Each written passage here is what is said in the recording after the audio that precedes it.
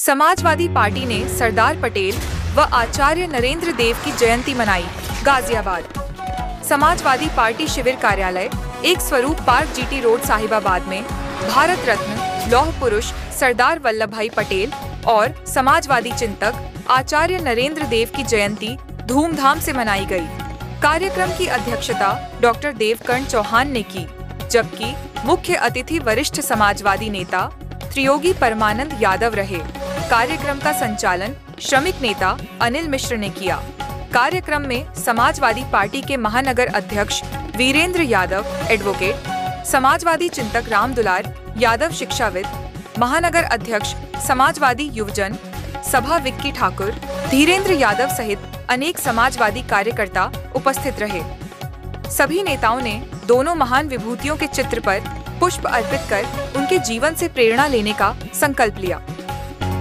कार्यक्रम को संबोधित करते हुए वीरेंद्र यादव एडवोकेट ने कहा कि सरदार पटेल ने अपने अदम्य साहस और नेतृत्व क्षमता से 565 रियासतों को एक सूत्र में जोड़कर भारत की एकता और अखंडता की मिसाल कायम की। उन्होंने धर्मनिरपेक्षता, ईमानदारी और नैतिकता को हमेशा सर्वोपरि रखा। आचार्य नरेंद्र देव के जीवन पर प्रकाश डालते हुए वीरेंद्र यादव ने कहा कि वे बौद्ध, मार्क्स और गांधीवादी दर्शन के प्रबल समर्थक थे।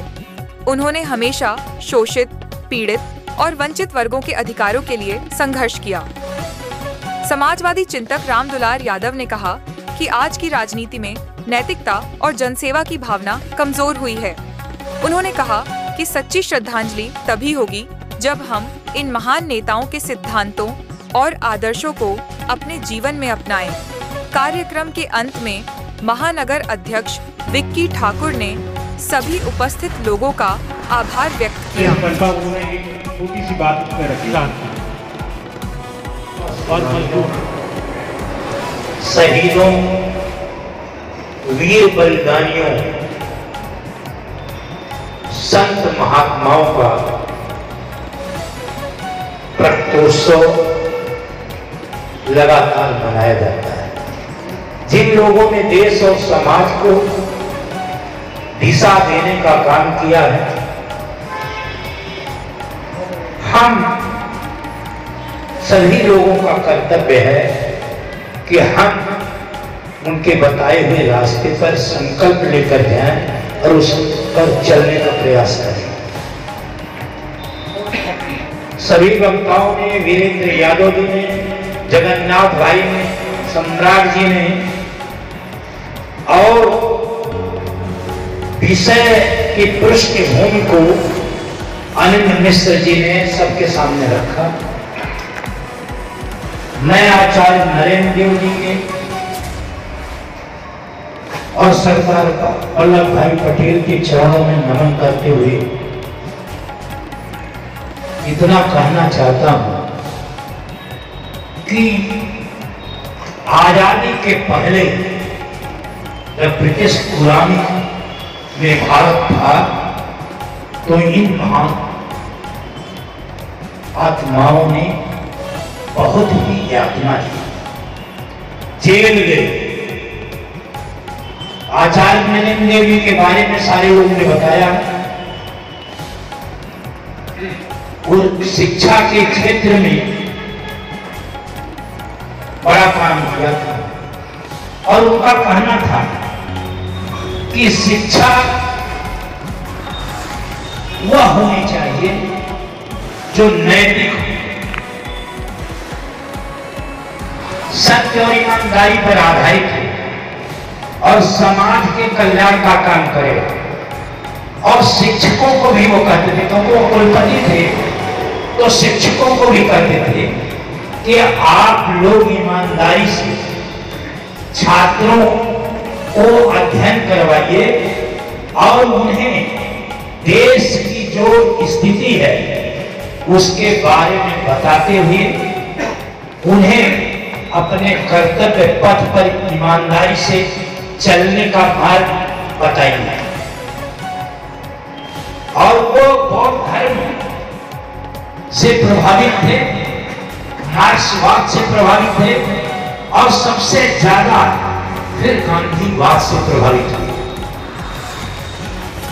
क्योंकि मार्क्सवाद में जो श्रम का महत्व था उसे तो उन्होंने समझा, लेकिन जो उसमें हिंसा का वातावरण था उसके वो थोड़ा विरोध में रहे।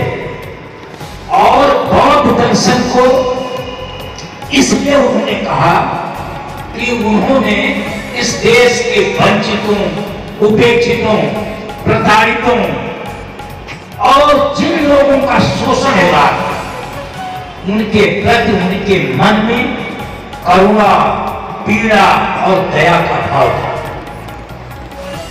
इसलिए बौद्ध दर्शन से वो प्रभावित थे और वो जात विहीन, वर्ग विहीन, धार्मिक पाखंड विहीन समाज बनाना चाहते थे। आचार्य नरेंद्र, जहां सरदार वल्लभ भाई पटेल ने देश को एक सूत्र में बांधने का काम किया, वहीं आचार्य नरेंद्र देव ने देश में जो शोषण की व्यवस्था है, जो अन्याय की व्यवस्था है, जो अनाचार और अत्याचार की व्यवस्था है, जहां अहंकार और ईर्ष्या है, गरीबी है, भूख है, दर्द है, पीड़ा है, बेबसी है, लाचारी है, बीमारी है, उसको नजदीक से देखा और उसको निराकरण का प्रयास किया।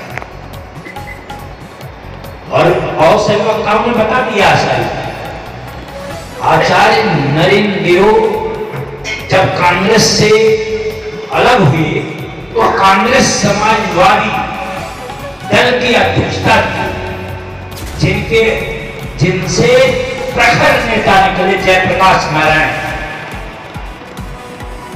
जहां गांधी ने समग्र क्रांति की बात की, जयप्रकाश नारायण ने संपूर्ण क्रांति की बात की और डॉक्टर लोहिया ने सख्त क्रांति की बात की। व्यवस्था परिवर्तन। सरदार वल्लभ भाई पटेल पटना में भाषण कर रहे थे, वहां पर लोगों ने कहा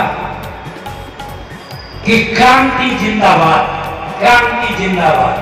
वो खड़े हो गए और कहा क्रांति का मतलब समझते हो? लोग नहीं बताया, उन्होंने बताया क्रांति का मतलब होता है बदलाव। जो सड़ी गली व्यवस्था है या जहां न्याय और शोषण है उसमें बदलाव लाना, वो क्रांति है। उन्होंने कहा पहली क्रांति इस देश के अंदर चंपारण में हुई थी, जहां अंग्रेज किसानों का शोषण कर रहा था, नील की खेती कर किसानों का, और वहां क्रांति हुई, वो झुका और किसानों के पक्ष में फैसला हुआ। तो क्रांति बदलाव। और यहाँ ज्ञानपीठ केंद्र पर जो कार्यक्रम हो रहा है वो बदलाव के लिए हो रहा, क्रांति के है कि हम धार्मिक पाखंड से दूर रहेंगे, हम सद्भाव, भाईचारा, प्रेम, न्याय, बंधुत्व की भावना से काम करेंगे, लोगों को समान समझेंगे और अहंकार, अन्याय, अत्याचार, नफरत, असहिष्णुता से दूर रहेंगे और सहयोग करेंगे। क्योंकि ये जो महान विभूतियां हैं इन्होंने हमें मार्ग दिखाया है कि हम समाज में प्रेम से रहें, और जिस समाज के अंदर, जिस परिवार के अंदर सहयोग और प्रेम की भावना होती है, सद्भाव होता है, वो सुदृढ़ और मजबूत होता है। जब परिवार मजबूत होता है तो समाज मजबूत होता है, देश मजबूत होता है, विश्व में वह फैलता रहता है। पूरी दुनिया में जितने देश विकसित हैं वहां पर नफरत और असहिष्णुता का वातावरण नहीं है, वहां मोहब्बत का वातावरण है। हमें मोहब्बत समाज में बनाना है, तभी हम इन महान पुरुषों सरदार वल्लभ भाई पटेल और आचार्य नरेंद्र देव के सपनों का भारत बना सकते हैं। ये तो आधुनिक भारत के शिल्पकार हैं, इनके जितने भी हम बात करें वो कम है। तो इन्हीं शब्दों के साथ आप लोगों का पुनः अभिनंदन करता हूं और